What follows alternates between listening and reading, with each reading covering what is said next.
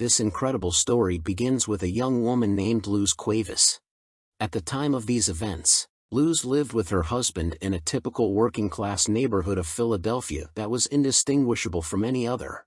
December 15, 1997, seemed like any ordinary day, filled with usual concerns.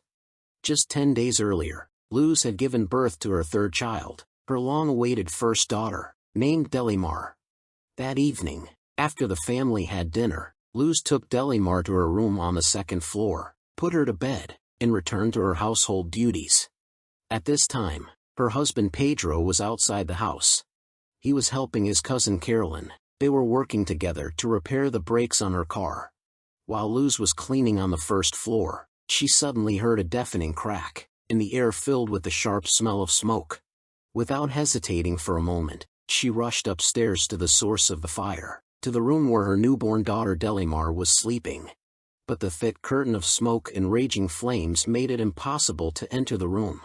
Grabbing her two sons, she ran out of the house. Outside, she desperately called for help. Pedro, realizing what was happening, also attempted to reach the room where little Delimar was, but by that time the flames had grown so intense that he couldn't get past the first floor. Soon firefighters arrived at the scene.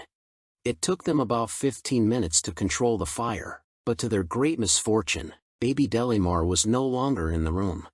All that remained was ash from everything that had burned inside. Presumably, this was also the ash that remained of the little girl. The mother cried out in desperation, "No, I don't believe it. She wasn't in the room when I ran up to get her." Those around her attributed these words to the severe trauma the woman had experienced. No one took her words seriously. A few days later, investigators determined that the fire was most likely caused by a faulty space heater in the nursery, and that the child had perished in the flames. But Luz categorically refused to accept this version of events. She continued to insist that her daughter wasn't in the room when she tried to reach her. These claims seemed absurd. How could a 10-day-old infant have left the room on her own? Despite this, Luz stood firmly by her conviction. She even refused to attend her daughter's funeral, as she didn't believe in her death. More than 6 years had passed since the day Luz lost her daughter. The woman seemed to have finally accepted this loss. Then came January 29, 2004, a date that would become a turning point in this story.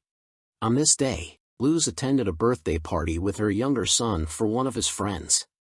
The children's party was filled with kids of various ages.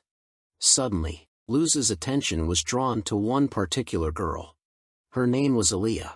Looking at her, Luz felt like she was seeing her own reflection. Although she had never met this girl before, she couldn't shake off a strange feeling. A feeling that before her might be her daughter, who had supposedly died in the fire 6 years ago. Driven by this intuition, Luz called the girl over to her. She made up an excuse, telling the girl she noticed gum in her hair and wanted to help remove it. In reality, this was a ruse. Luz discreetly pulled a few strands of hair from the child's head. Carefully wrapping them in paper and hiding them in a bag, she sought help from local councilman Angel Cruz. Despite the story sounding like a Hollywood movie plot, he agreed to help. At Cruz's insistence, the police conducted a DNA test on the obtained hair samples. The results shocked everyone. Genetic analysis confirmed that the girl named Aaliyah was indeed Delimar, who was thought to have died 6 years ago. But how could this have happened? Who had the girl been living with all this time? Who did she consider her mother? The answer was astounding. If you enjoyed this video, please support my channel by subscribing and hit the bell icon to never miss my next video. The kidnapper turned out to be Carolyn Correa, Pedro's cousin. On the day of the fire, she deliberately asked Pedro to help repair her car's brakes. While he was busy with the repairs and Luz was occupied with housework, Carolyn secretly entered through the nursery window and kidnapped the infant. After this, she returned the same way and set the fire, then quietly disappeared with the child. Now it became clear that Luz's intuition hadn't failed her. Her persistent claims that her daughter wasn't in the room during the fire had been true. As for Pedro, Luz's husband and Carolyn's cousin, he had never been particularly close to Carolyn, which helped keep the kidnapping secret. After that day, their paths never crossed again. which spared her from having to provide any explanations. Regarding the backstory of this crime, there are two versions. According to the first, Carolyn simply skillfully faked a pregnancy for a certain period.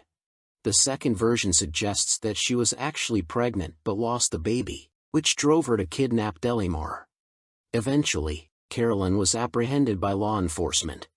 The court sentenced her to 9 to 30 years in prison. According to public records, she was released on parole in 2013. As for Delimar, she initially worked with psychologists, as it's extremely difficult for a 6-year-old child to understand and accept the fact that the woman she had considered her mother all her life wasn't actually her mother. Nevertheless, Delimar gradually accepted Luz as her real mother and moved in with her. In 2008, this amazing story became the basis for a movie called Little Girl Lost. Luz and Delimar attended its premiere screening. Currently, Delimar has created her own family, gotten married, and become a mother. Judging by the photos she posts on Instagram, she bears a strong physical resemblance to her biological mother. Thanks for watching. If you enjoyed this video, don't forget to hit the like button. If you didn't, feel free to give it a dislike. Make sure to subscribe for more content like this, and I'll see you in the next video.